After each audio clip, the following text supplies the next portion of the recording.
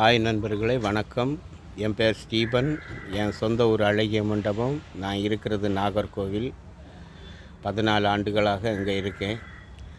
எப்படி இங்கே நாகர்கோவிலுக்கு வந்தேன்னா, ஒரு கிறுக்க நாட்டு ஒரு பைத்தியார் நாட்டு என்னை இங்கே கொண்டு வந்தாங்க. அப்படின்னா கிறுக்கனா பைத்தியாரன்னா குடியினால் பாதிக்கப்பட்டு கடைசி ஸ்டேஜில் இங்கே ஒரு ட்ரீட்மெண்ட் சென்டர் இருக்குது நாகர்கோவிலில். கார்மல் ஸ்கூலுக்கு உள்ளாடி மது மறுவாழ்வு மையம், போதை மருத்துவ முகாம்னு சொன்னாங்க. அங்கே கொண்டு வந்து 14 ஆண்டுகள் நான் இங்கேயே தான் இருக்கேன். குடிக்கையில் இங்கே ஒரு சின்ன பணியை ஒரு சேவையாக செஞ்சிட்டு இருக்கேன். ஏன்னா அவ்வளவு பெரிய குடும்பம் எங்கள் குடும்பம். அழகிய மண்டபத்திலே பெரிய ஒரு குடும்பம்.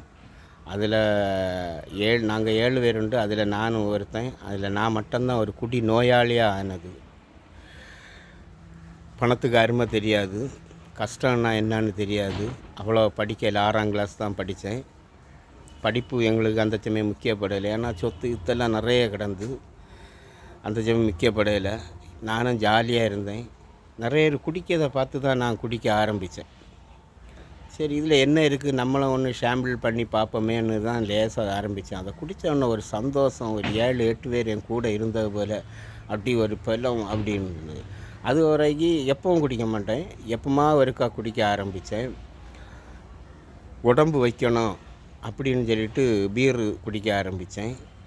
அதுக்கப்புறம் பையன்மார்களோட கூட சேர்ந்து எப்போமா ஒருக்கா ஹார்டு அடிக்க ஆரம்பித்தேன். அப்படி அது படிப்படியாக வளர்ந்து ஒரு குடி நோயாக மாறிச்சு. எனக்கு தெரியலை என் குடி வளர்ந்துட்டுருக்குன்னு.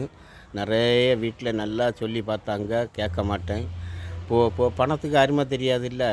பாரு போனால் டிப்ஸு, அங்கே போனால் இப்போ கூட ஒரு 10 பேர் என் பையன் மாதிரி கூட இந்த மாதிரியும் நடந்துகிட்டு இருந்தேன். இன்றைக்கி நான் 14 ஆண்டு குடிக்காமல் கார்மல் ஸ்கூலில் இருந்து இன்றைக்கி ஒரு வாழ்க்கை வாழ்ந்துட்டுருக்கேன். மீண்டும் இதுக்கு இதை 2வது இதில் சொல்கிறேன். வணக்கம்.